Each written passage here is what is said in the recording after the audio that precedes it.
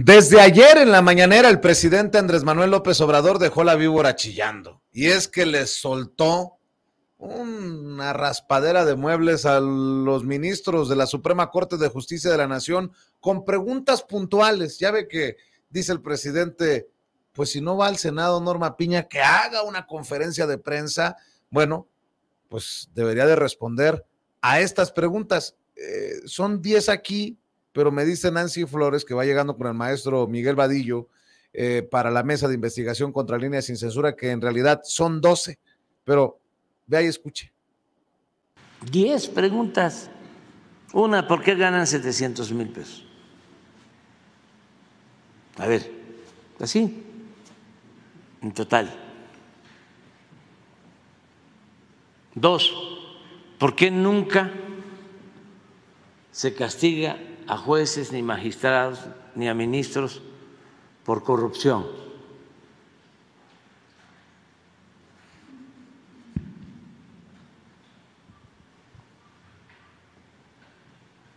3, ¿por qué se contrató para el manejo de la oficina de la presidencia de la Suprema Corte de Justicia a un hombre de absoluta confianza de García Luna? 4, ¿por qué dejan en libertad a delincuentes con argucias legaloides? 5, ¿qué han hecho? ¿Qué han legislado? Mejor dicho, ¿qué han resuelto en favor de la mayoría del pueblo de México? Enlisten 10 acciones que hayan hecho en beneficio del pueblo en los últimos 10 años. Perdón, 10 acciones que hayan hecho en beneficio del pueblo en los últimos 36 años. ¿Cuántos llevamos? 6. Sí. ¿Por qué no permitieron que se consultara al pueblo cuando se privatizó el petróleo? 7, ¿por qué no concedieron amparos cuando se privatizaron las pensiones de los trabajadores?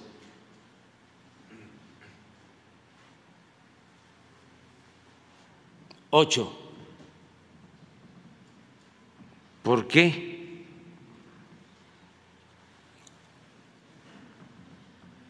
no aceptaron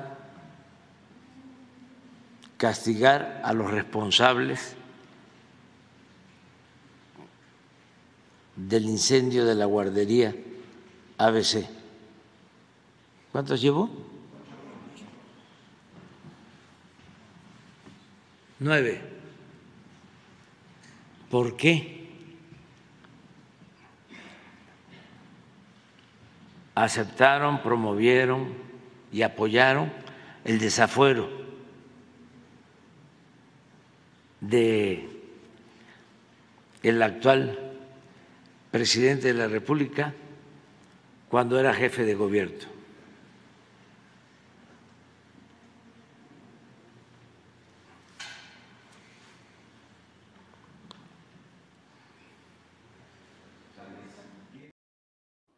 Bueno, el presidente Andrés Manuel López Obrador hace estas preguntas en la mañanera, Nancy Miguel, y bueno, creo que hasta ayuda recibe de los colegas corresponsales para meter otros 2 planteamientos en esa lista, y creo que no es descabellado pedirle a los ministros y ministras de la Suprema Corte de Justicia de la Nación que respondan a por lo menos estas preguntas de la mañanera de ayer. Nancy Flores, Miguel Vadillo, director de la revista Contralínea, muchas gracias por acompañarnos. ¿Cómo les va? Buenas noches, Vicente. Buenas noches, Vicente. Pues, Vicente, es que estas preguntas son urgentes de respuesta. O sea, el presidente López Obrador plantea primero estas 10, luego le suma 2 que hacen los propios reporteros, ¿no? Una de ellas es ¿por qué no hacen conferencias? ¿Por qué no hablan con el pueblo? Y la otra, pues tenía que ver con esto de que cada año subejercen el presupuesto. Además de estas, el presidente López Obrador anexa otras 2 diciendo, pues como que de repente se le ocurre, dice, y preguntarles, ¿qué les parece que el pueblo elija a los jueces, magistrados y ministros? Es decir, que de una vez se quiten la máscara y digan qué opinan sobre este punto. Y en la 12ª pregunta dice, también hay que preguntarle cuánto pagan en chayotes, ¿no? Porque el presidente López Obrador, o sea, de la corte. Sí, claro, el presidente López Obrador advierte que hay toda una cargada, un lado sincronizado, como se le es gratis, es por convicción, no pensemos mal de los colegas periodistas que defienden a ultranza a este poder judicial podrido. Nótese mi sarcasmo. Pues lanza ahí esta crítica también a los medios corporativos, ¿no? De cómo están defendiendo en todo momento a los pues a todo este dispendio, todo este lujo pagado con dinero del pueblo, pero además mintiéndole a la gente, tratando de manipular la opinión pública, cosa que es el presidente mismo, pues ya no tiene mucho eco, es decir, la gente ya sabe que el Poder Judicial está sometido a intereses de grupos, sobre todo a intereses de aquellos que pueden pagar por la injusticia, porque al final que paguen por su libertad no es justicia, o sea, eso es corrupción. Entonces me parece muy acertadas estas 10 preguntas. Yo, por supuesto, tendría una batería mucho más amplia de preguntas para la Corte, claro. Pero por supuesto que hay temas muy sensibles, como el caso de la guardería ABC, o el tema de pues cómo las pensiones se convirtieron en afores, y ellos sí, ¿no? Tienen su fideicomiso para además que les den una lana extra sacada del erario de la nación, es decir, del dinero del pueblo. Entonces sería importante que Norma Piña, en vez de hacer pues estos shows mediáticos como el que veíamos al inicio de esta misma semana, el lunes pasado, donde decía que sí, que iba a ir al Senado, luego que siempre no, y todo esto, pues al final son puros shows. El propio presidente incluso lo calificó como un espectáculo y dijo, pues no es necesario que asistan, que no se arriesguen, ¿no? A que les falten al respeto. En realidad el presidente prácticamente le salva el día también a la ministra, porque ahí sí yo creo que los representantes del pueblo tenían la obligación de hacerle estas 12 preguntas y más a los ministros y ministras de la Corte. ¿Por qué nunca se castiga a jueces, ni a magistrados, ni a ministros por corrupción? Por eso es tan efectivo el presidente en su mañanera y en su dinámica de comunicación, porque pareciera que lo pregunta cualquier Vicente Serrano, cualquier Miguel Vadillo, cualquier Pancho Pérez, cualquier Ricardo Sandoval, porque son preguntas que tiene el pueblo, y eso conecta. Obviamente el presidente quiere saber lo mismo que quiero saber yo. Así entiendo a la audiencia que está viendo la mañanera cuando el presidente hace esta lista de preguntas, Miguel. Tienes toda la razón, Vicente, porque el presidente es un ciudadano más de este país, nada más que es el jefe del Ejecutivo, y como tal ha hecho cuestionamientos y preguntas de manera directa, que le responda el Poder Judicial, que le responda la Suprema Corte y concretamente la presidenta Norma Piña. Le ha pedido que explique las conductas, las liberaciones que han hecho, los fallos que emiten, las componendas que se hacen ahí en la Suprema Corte entre ministros, la asignación de casos turbios, cómo se manejan. El presidente ha pedido una respuesta y es el jefe del Ejecutivo, Vicente. Y la ministra presidenta ha ignorado todas esas peticiones de una respuesta. Y entonces lo que quería hacer Norma Piña es un verdadero show en el Senado de la República, en donde amenazó no ir sola, porque además tenía algo de temor. Había dicho en la conferencia, en la alocución que hizo en la sesión del Pleno de la Corte del lunes pasado, había dicho que iba también a ir, porque los iba a invitar a ministras y ministros de la Corte, es decir, podrían ir los 11 ministros agarrados de la mano a defender su posición. Por lo menos 8. Y entonces ahí tenían a sus aliados, que son los senadores del PAN, del PRI, del PRD, que los iban a defender. Es decir, querían hacer un show en torno a los fideicomisos, algo que habían planeado ya previamente, con algunos senadores también de Morena, también hay que decir, ¿no?, que estaban dispuestos a recibirla. Pero entonces hábilmente se dan cuenta en Palacio Nacional de qué se trata, y en coordinación con los de Morena dicen, no, a ver, no permitan esto porque quieren hacer un show, y entonces frenan y detienen este supuesto debate que se iba a dar, que todos estamos esperando. Pero tiene razón el presidente, ¿por qué no explica a la sociedad en una conferencia de prensa que nos permitan ingresar a todos estos casos? Porque verdaderamente tenemos más preguntas, y muy puntuales también, Vicente. Por supuesto, estas que dice el presidente y otras más. Hay una que verdaderamente ha de haber parado de la silla más de uno, ¿no? ¿Por qué en vez de castigar a los delincuentes de cuello blanco los dejan en libertad y les devuelven los bienes robados, como fue el caso de Raúl Salinas de Gortari, el hermano incómodo? Que le devolvieron los bienes, por supuesto. A ese nada más le faltó que se le pidiera a todos los mexicanos que firmaran una disculpa pública para hacérsela llegar al señor. Y pues uno se pregunta acá abajo, ¿por qué? Claro, es un por qué. ¿Qué hay detrás de una decisión de esta magnitud, cuando tenías un pasaporte falso, cuando tenías grabaciones, cuando tenías tanto?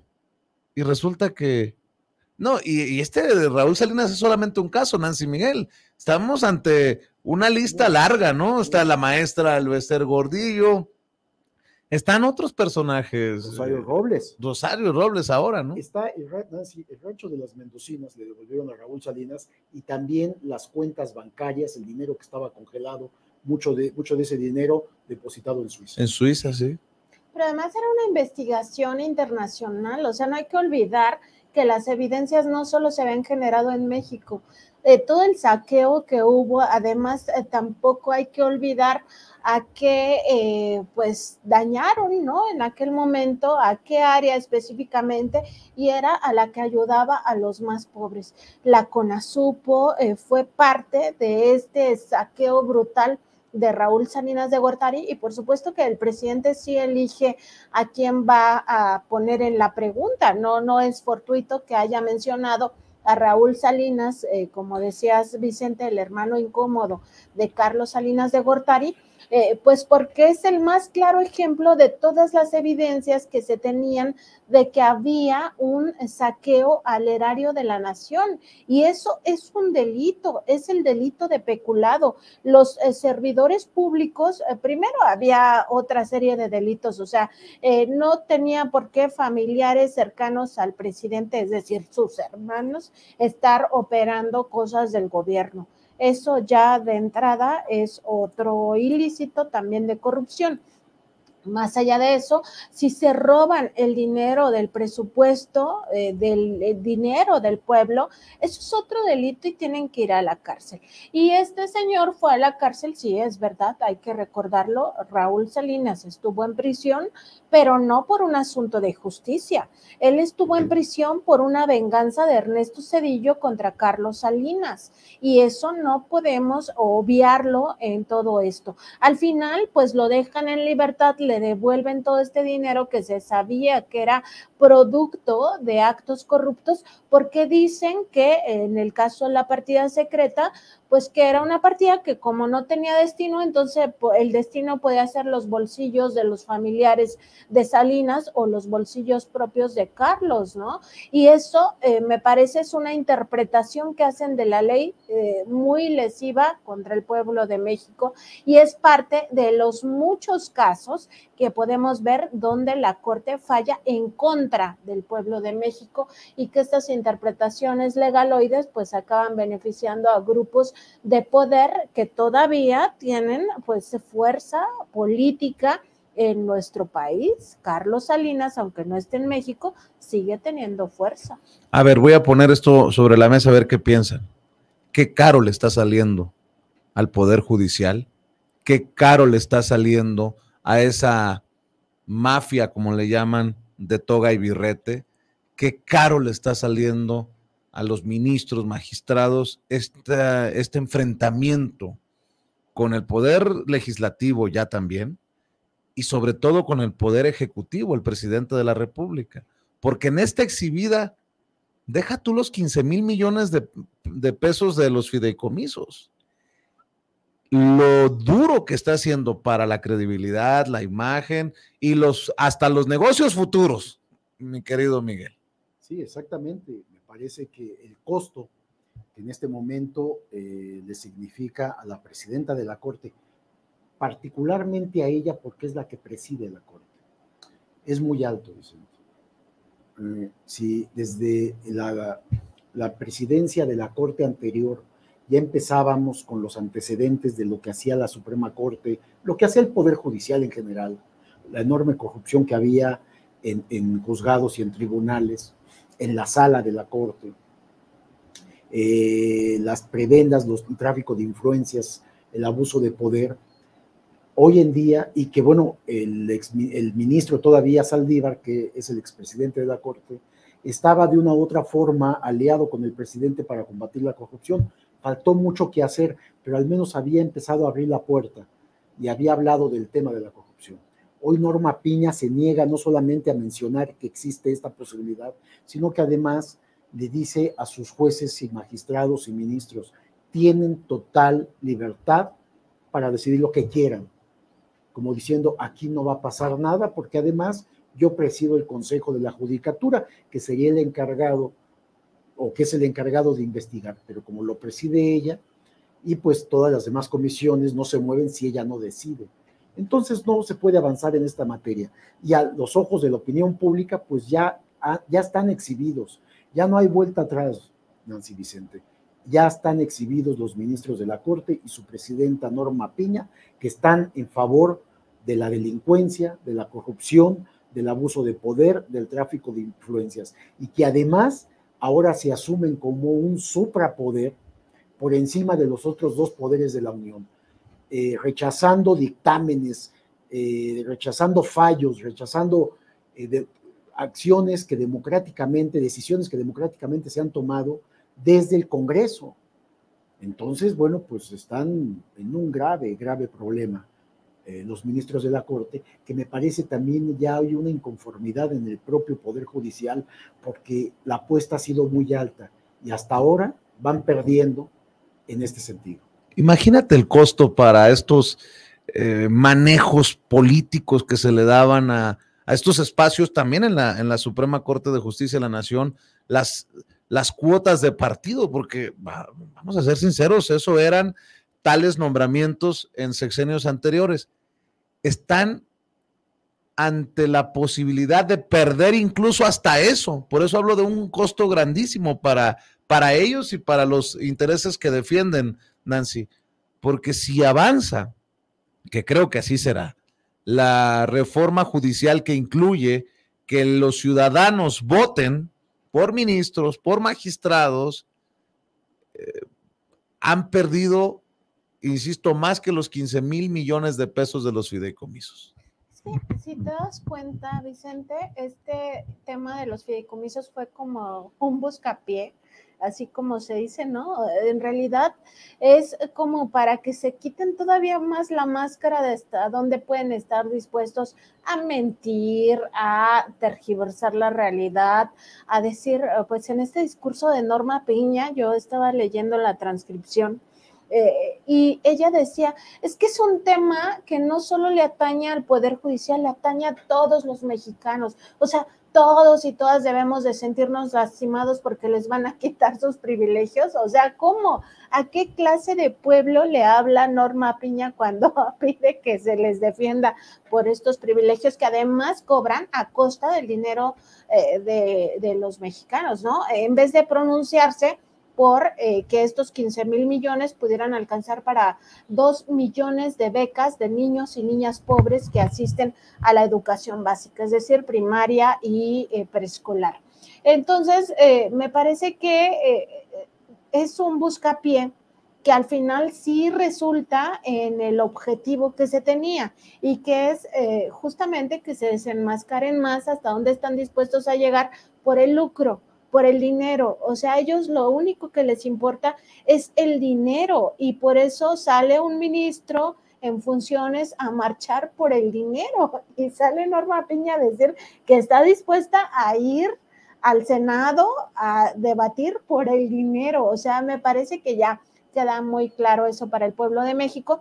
Y sí, o sea, aquí lo que se está echando a andar también es esta conciencia en los ciudadanos, en quienes vamos a votar en 2024, para que con este poder que se tiene, que es el voto, y que el voto vale lo mismo, y esto es lo más importante de entender, vale lo mismo si eres periodista, así eres taxista, así eres empresario, así eres el hombre o la mujer más rica de este país, o eres un campesino, el voto vale igual de todos. Entonces, nuestro poder es justamente en la siguiente votación decir si queremos que se reforme al Poder Judicial. Y yo leía un tuit de la doctora Violeta Vázquez Rojas, donde me parece que es muy ilustrativo de lo que estamos viendo. O sea, ella decía en este tuit, no es que no supiéramos de la corrupción en el Poder Judicial federal, o sea, no es que no tuviéramos conciencia de que eso estaba mal, lo que pasa es que no sabíamos que podemos cambiarlo. Y esa es la clave. Ahora sí sabemos que podemos cambiar al Poder Judicial con el plan C, que es votar masivamente por un proyecto de nación que busca democratizar también al Poder Judicial, y ahí me parece que va a estar lo más interesante en 2024. Hablábamos de credibilidad del Poder Judicial y la pregunta número 3 que suelta el presidente me imagino así como cuando en algunos países agarran a huevazos a los políticos, así les reventó en la cara. ¿Por qué se contrató para el manejo de la oficina de la presidencia de la Suprema Corte de Justicia a un hombre de absoluta confianza del exsecretario de Seguridad de Felipe Calderón, que está esperando sentencia luego de ser declarado culpable de aliarse con los narcos, en referencia a la contratación de Ricardo Márquez Blas, a quien el propio presidente lo ha señalado como experto en espionaje? Si no defienden intereses, si ustedes son tan honestos, tan puros, ¿por qué tienen a este personaje? Y creo que la pregunta es solo así, por la pregunta brutal, para estos que se supone deben de ser los que tengan más credibilidad, porque son los que tienen ahora sí que la justicia en las manos, Miguel. ¿En qué país? Ahora sí que, ¿en qué país queremos vivir? Cuando no confiamos en quienes tienen a la justicia en las manos. Habría que preguntar, ¿lo contrataron para espiar a quién?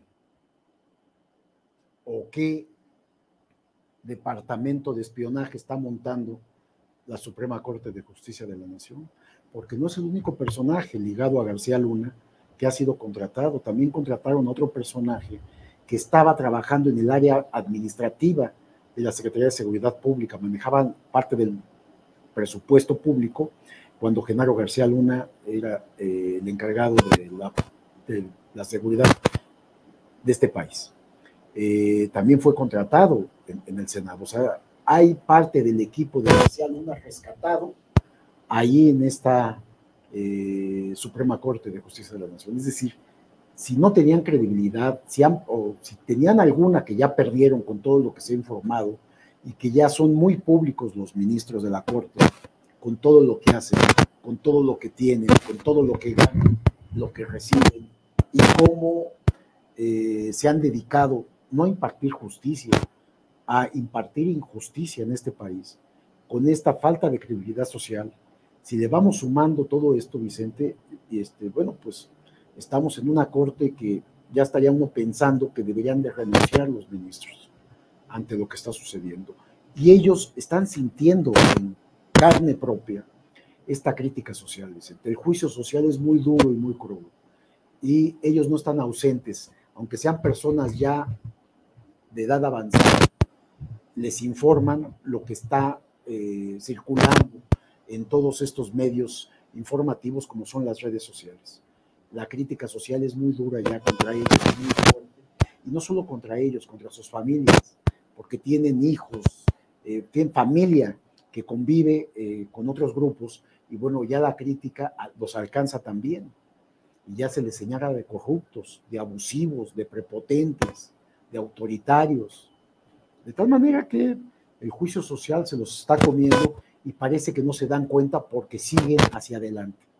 ¿A dónde va a llegar? Tú preguntabas hace un momento. Bueno, pues a un choque mayor tal vez. Para fortuna de ellos, este sexenio le faltan 11 meses nada más. Tienen que resistir 11 meses esta dura crítica, porque va a continuar tanto en las conferencias matutinas como la crítica de la sociedad. Pero viene otro gobierno con esta misma línea, entonces va a tener que establecerse un diálogo y tendrán que cambiar y modificar su actitud. Primero tienen que bajarse los salarios, Vicente. No puede mantenerse esto. Y los nuevos ministros que vayan sustituyendo, entran 2 nuevos ministros el próximo año, tendrán que entrar ya con esta idea de que no van a tener los mismos privilegios. De lo contrario, no se va a avanzar, Vicente. Y este choque entre los 2 poderes, o los 3 poderes, porque hay que decir que también el Congreso está, que es mayoría morena contra ellos, pues va a continuar. Así que va a ser muy duro el camino que tengan que pasar. Déjenme preguntarles antes de ir a otros temas en la agenda, ¿qué piensan de lo que está pasando en el INE? Porque ayer el INE ya toma la decisión de determinar la obligatoriedad de esta exigencia para que los partidos políticos de las 8 gubernaturas y la jefatura de gobierno que está en juego en el 2024, los partidos definan a 5 candidatas y a 4 hombres. Yo quiero preguntarte, Nancy, ¿qué piensas de esto? Desde el INE, y no es mi intención generar un ruido que no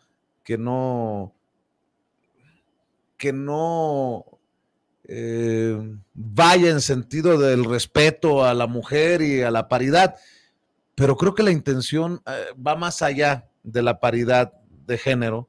Lo que sale del INE lleva una intencionalidad política. Así lo veo yo, es mi opinión. Pero ¿qué opinas tú de esta decisión?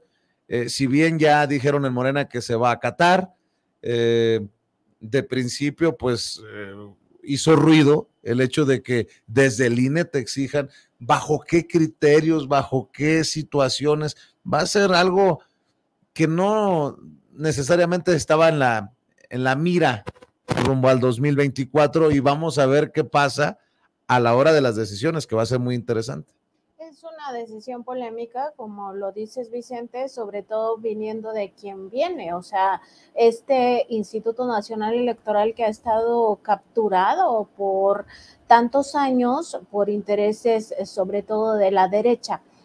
Sin embargo, yo sí considero que es importante este tipo de acciones, entendiendo que el avance del feminismo o de las propias mujeres, o como querramos indicarlo, pues ha sido demasiado lento.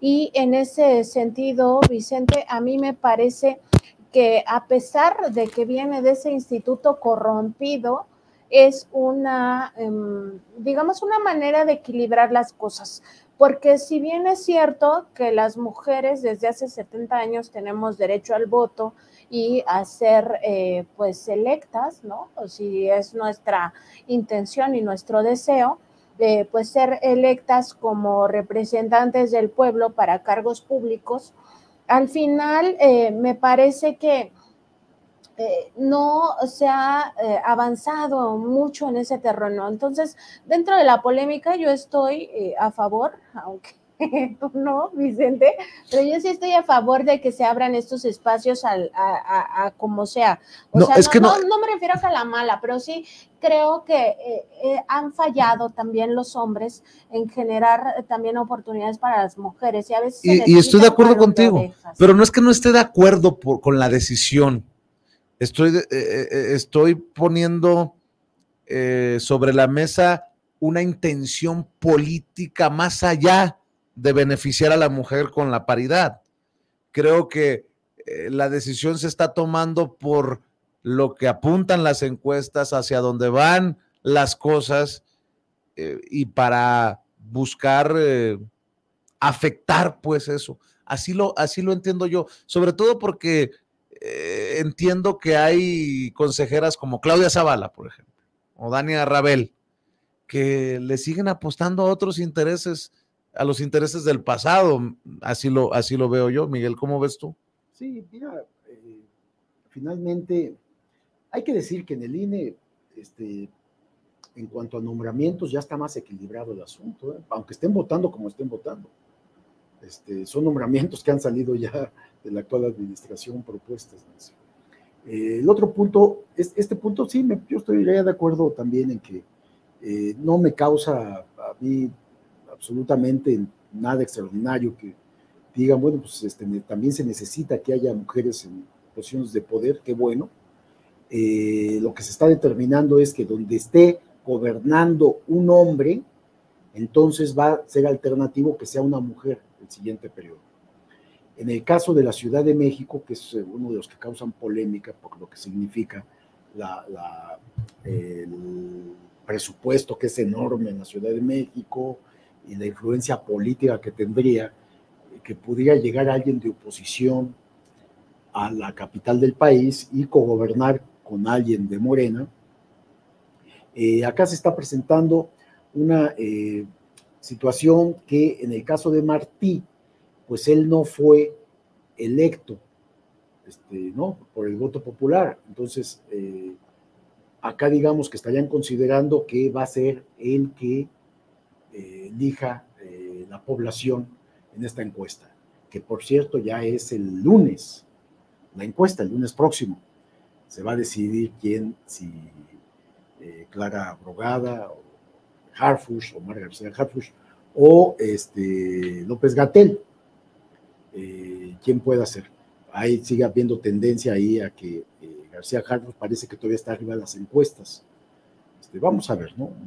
La diferencia creo que no es mucho, pero aquí sí habría, permitirían que si gana Omar García Harfuch la encuesta, pueda él ser el candidato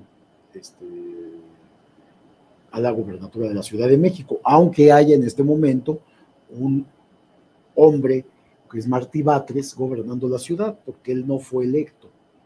Están considerándose eso. Es que sí ha generado mucha discusión y polémica, porque pues hay mucho interés en los estados que van a competir, que son 9 estados de la República, que se va a nombrar gobernador o gobernadora, y pues hay muchos interesados, ahora sí, de Morena, porque tienen muchas posibilidades de ganar. Entonces esto ha despertado no solo el interés, sino también la ambición de más para ser los candidatos que tienen posibilidades de quedar como gobernadoras o gobernadores. Pero bueno, parece en este sentido que son más los hombres que no quisieran o estarían en desacuerdo con esta decisión del Instituto Nacional Electoral, que a mí no me parece mal tampoco. Insisto, no es que la resolución en sí, la decisión sea equivocada. La pregunta sería a las consejeras y a los consejeros que votaron a favor de esto, ¿por qué lo hacen en este momento? Y si hay algún interés detrás. ¿Por qué? ¿A dónde voy? ya también en Morena se ha celebrado la suspensión de este personaje, la suspensión laboral del titular de la Unidad Técnica de lo Contencioso Electoral del INE, Manuel Alberto Cruz, que es persona señalada como cercana a Claudia Zavala, quien encabeza la Comisión de Quejas y Denuncias del INE, por haber falseado o modificado las palabras del presidente de la República, en aquel caso sobre Xóchitl Gálvez y la supuesta violencia política de género, algo que el propio presidente denunció, no sé si recuerdan, claro.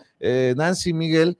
Bueno, pues se confirma que o por error, o por encargo, o por lo que sea, se modificó lo que dijo el presidente para que cayera en estos parámetros para buscar censurarlo.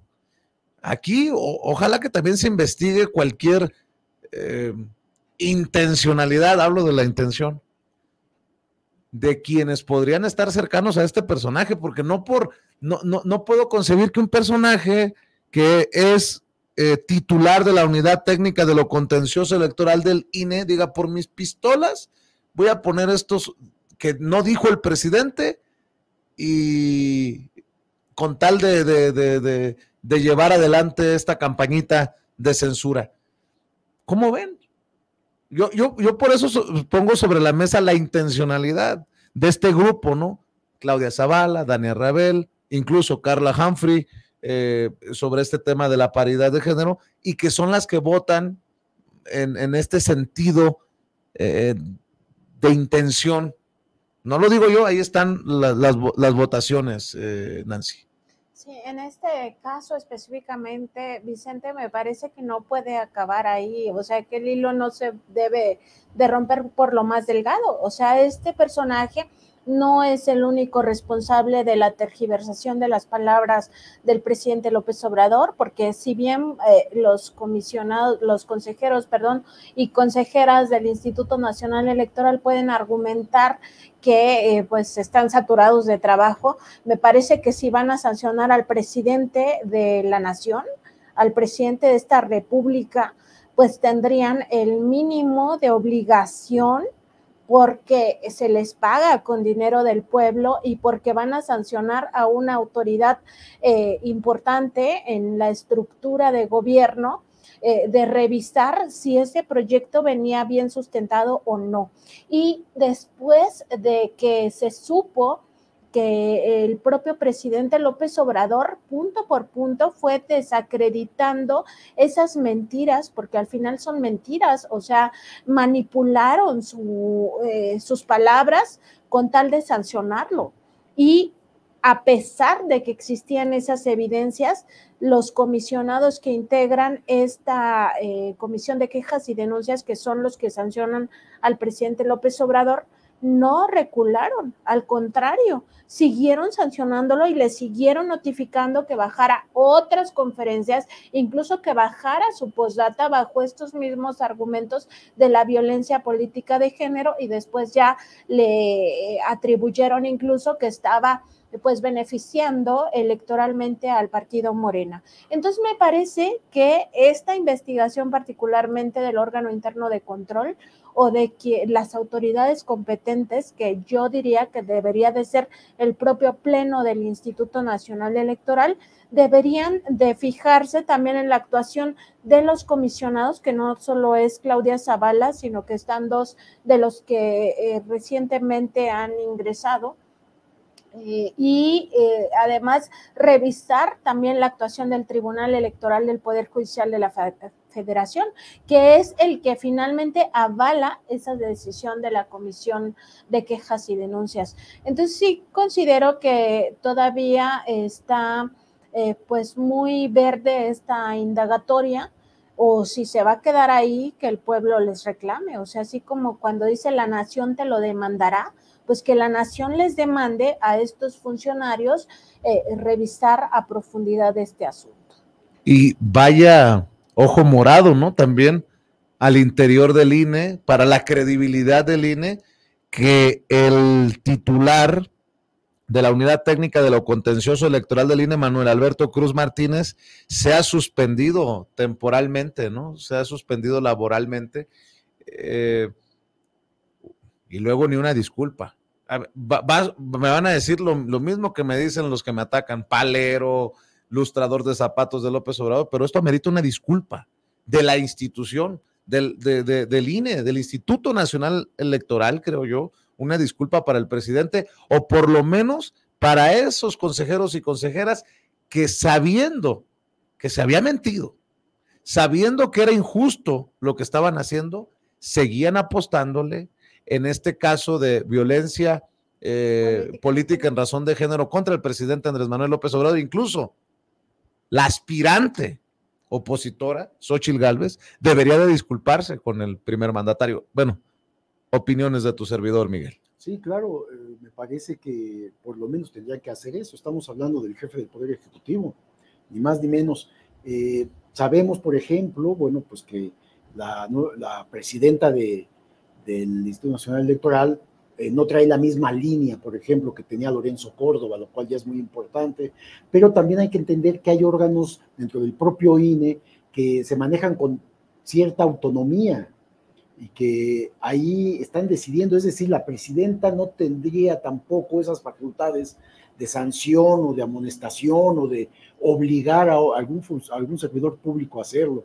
Y ella, bueno, pues también está en un juego ahí de intereses y de poder que se está planteando, que están viviendo al interior de este instituto, sobre todo por el momento político que se está viviendo y que viene, que son el proceso electoral. Entonces, tienen mucha carga de trabajo los consejeros, su presidenta, en materia de preparación en todo el proceso electoral. Tienen problemas con el presupuesto público, ¿no? Que están pidiendo más, porque tampoco quieren perder canonjías. Sabemos que también ahí hay problemas similares a los de la Corte, en donde los salarios también son más elevados, porque también se ampararon. Es decir, hay una disputa interna por quién controla el Instituto Nacional Electoral, y hasta ahorita pues la mayoría de consejeros afines a la derecha siguen imponiendo sus razones, siguen imponiendo sus condiciones. Es decir, hay que entender también que este proceso que se vive en estos órganos autónomos es lento y no ha alcanzado los 5 años de gobierno para modificarlos, pero poco a poco y con la presión social se está logrando, Vicente. Entonces, no se disculpa con el presidente, están sucediendo cosas que no podíamos antes considerar. Esta sanción o esta amonestación tendría que ser ya un hecho. Las disculpas, estoy de acuerdo, creo que lo merece el presidente de la República por haber tergiversado y no pasa nada. A él lo sancionan por palabras que dice en un país en donde supuestamente se respeta la libertad de expresión, la libertad de opinión, pero por ser el presidente dice, no, entonces sanción, hay que bajar sus conferencias matutinas, hay que quitar esta palabra, ya no puede decir conservadores, ya no, o sea, dices, bueno, ¿qué clase de instituto existe, no? Pero son esta parte de esta lucha interna y de este avance democrático que se va logrando poco a poco.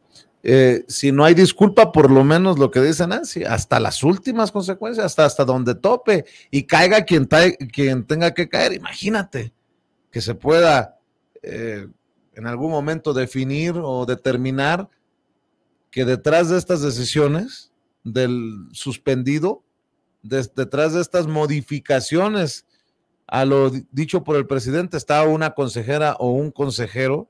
No, escándalo mayor. Pero de eso no nos dudamos, Vicente. Es un grupo, además, y atrás de los consejeros y de estas mismas personas están los grupos de ultraderecha, estos despachos de abogados que supuestamente asesoran y que son los que están tirando línea ahí. Eso sí existe, o sea, no tenemos ni siquiera por qué creer que no está pasando así. Los consejeros están atrás de esto, algunos consejeros están atrás de esto.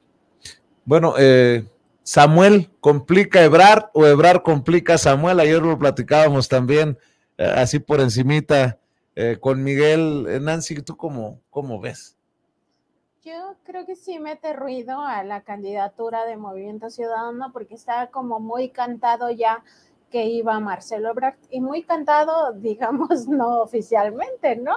Pero Dante Delgado pues ya había dado muchísimas muestras de que, pues sí, Marcelo Ebrard tiene las puertas abiertas de Movimiento Ciudadano como las tuvo en 2018, me parece, o 2012, no, 2018 creo, que pues es un partido con el que Marcelo encaja mucho mejor que en Morena, o sea, también hay que señalarlo de esta forma, y creo que Samuel también le apuesta a que se quiten las máscaras al interior de Movimiento Ciudadano, porque ahora no va a ser tan de a dedazo, o si es de a dedazo, pues va a quedar mucho más evidente los enjuagues de Dante Delgado con una cúpula, sobre todo de carácter empresarial, para lanzar una candidatura con Marcelo Ebrard.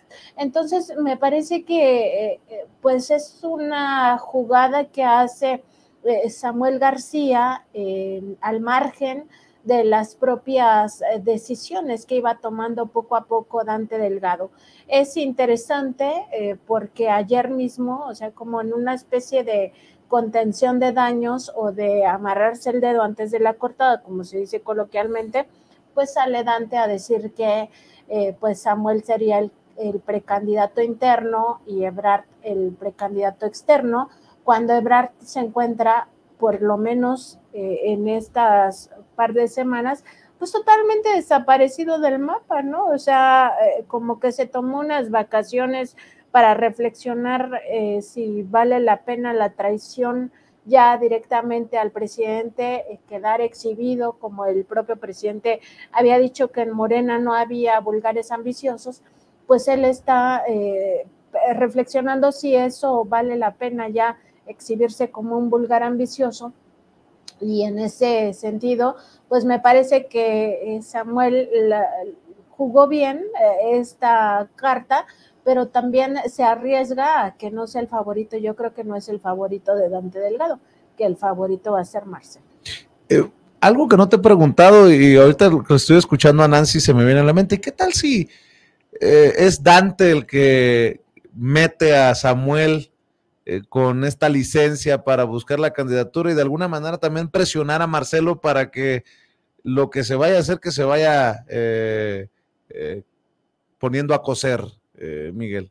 Sí, bueno, es que tiene todo el derecho Samuel de ser el candidato, o sea, actualmente es gobernador de uno de los estados más importantes del país, es un sujeto joven, tiene preparación académica, puede estar de acuerdo o no con su mandato y con su gobierno, y está bien, pero de que tiene derecho, tiene derecho. ¿Cómo lo va a meter? Pues es que quiera o no Dante, él va a participar. Entonces ahí será, no sé qué mecanismo utilicen ellos, no creo que sea la encuesta, ahí es dedazo de Dante Delgado, pero bueno, está ante un mandatario, un gobernador que tiene fuerza y tiene presencia en su estado de la República, de ahí porque fuera votado y ganara la gubernatura. Hay otro gobernador que es el de Jalisco, que también se ha metido a la discusión en este sentido, y Marcelo, pues que no define, no ha definido, yo también creo que ya está más que convencido de que va a ir a Movimiento Ciudadano. Ahí la discusión es la negociación que se está dando con Marcelo, pero de que mete el ruido Samuel, por supuesto, y presiona a Marcelo para que tome la decisión, pero Marcelo supongo que tendrá sus tiempos, están en esa planeación ellos, su equipo de trabajo y él, para saber en qué momento y sobre todo qué van a ganar con participando con Movimiento Ciudadano. De lo contrario, yo no veo posibilidad alguna que Marcelo pueda quedarse en Morena ya. Ya no hay espacio para él, ha sido señalado por la base dura de Morena, que ni le conviene siquiera. Tal vez también, si no va con Movimiento Ciudadano, Marcelo podría estar en su futuro una embajada, la embajada en Francia, para Marcelo Ebrard, que sería solicitada y pedida al presidente de la República actualmente, ¿no? Y no competir por Movimiento Ciudadano y ya alejarse de la política acá, en el país. No tiene muchas opciones, me parece, ¿no? Porque también están los expedientes, como te comentaba ayer, que pueda haber y que tengan las autoridades pendientes si es que Marcelo se pone más rebelde de lo que ya ha sido. y las críticas que ha hecho en contra de Claudia Sheinbaum, ¿no? Entonces tampoco ella quiere muy bien a Marcelo, entonces tiene que hacer un movimiento con inteligencia a Marcelo Ebrard, un movimiento de ajedrez que le permita posicionarse, y eso puede ser, también puede ir al Senado, finalmente no competir, dejar a Samuel que compita por la presidencia e ir al Senado como líder del Senado por Movimiento Ciudadano. O sea, puede haber varios momentos de negociación que tenga que hacer con Dante Delgado. Y Dante, a qué está dispuesto a ceder. Pero es una negociación que, bueno, pronto lo sabremos, porque ya tiene que ser. Hablando de negociaciones, ¿cómo ves? Ayer también platicábamos de los trenes y este proyecto de echar a andar los trenes de pasajeros nuevamente en México. Bien mencionaba Miguel que el único tren de pasajeros es el Chepe, este que sale de Sinaloa o baja a Sinaloa, dependiendo de cómo vengas, por las barrancas del Cobre, que es muy turístico, muy bonito, pero pues es solamente un cachito de todo lo que ha mencionado el presidente, que no tendrá ni siquiera competencia por extensión ni nada que se le parezca con el Tren Maya. ¿Cómo ves esto, Nancy? Y ese Chepe es muy bonito, o sea, verdaderamente es un viaje muy bonito, pero sí, añoranza total, porque los trenes de pasajeros, salvo ahora que se ha echado a andar este proyecto del Tren Maya, pues ya prácticamente inexistentes en nuestro país. Y a mí me parece muy importante esta información que daba el presidente, me parece que la semana pasada, de que habían localizado esta cláusula en pues las concesiones, ¿no? En la forma en cómo se concesionó las vías férreas para el transporte de carga, y esta cláusula pues permite al Estado que se desarrolle justamente el tren de pasajeros. Es importante porque México tiene un mal sistema de transportación donde todas las ventajas se le dieron a la iniciativa privada. En el ámbito de la aviación, pues ya sabemos lo que pasó con Mexicana, pues con estas privatizaciones que se hicieron en el sexenio de Fox y luego en el sexenio de Calderón, de Mexicana y de Aeroméxico, y el desastre en la industria pues aérea, ¿no? Que todos se dejó al mercado totalmente, como si no hubiera mano estatal al respecto. Y ahora que viene Mexicana ya de la mano del Estado, a través de esta empresa que van a operar los militares, entonces sí, todos parados de pestañas de que va a ser competencia desleal y no sé qué. Bueno, es que ellos mismos no generan condiciones para un buen mercado de transporte de pasajeros. Entonces, lo mismo en el transporte terrestre, pues ha sido un desastre también las líneas de camiones, y no olvidar que una de esas líneas, Estrella Blanca, estuvo muy beneficiada en el gobierno de Vicente Fox, porque eran amigos los dueños de esta línea de transportes de autobuses de pasajeros y el expresidente Fox. Entonces, todo esto se va a romper, todos estos monopolios se van a romper. Y me parece muy interesante también el planteamiento del presidente, bueno, primero anunciarlo en la conferencia, pues como para decirles agua va, y que se preparen, incluso psicológicamente, porque van a tener que resolver en este mismo sexenio, es decir, en los próximos 11 meses que le restan a esta administración, si van a ser ellos o no quienes operen el transporte vía férrea de pasajeros, pero pues ya el ultimátum está dado y me parece una decisión importante, acertada, también para dar otro tipo de movilidad a las personas que pues recorren rutas muy peligrosas, y no solo me refiero a la delincuencia, sino sobre todo me refiero a lo peligroso de las carreteras en sí. Los accidentes automovilísticos sabemos que son los que cobran más vidas que otra circunstancia. Entonces va a estar interesante, yo creo, también estos meses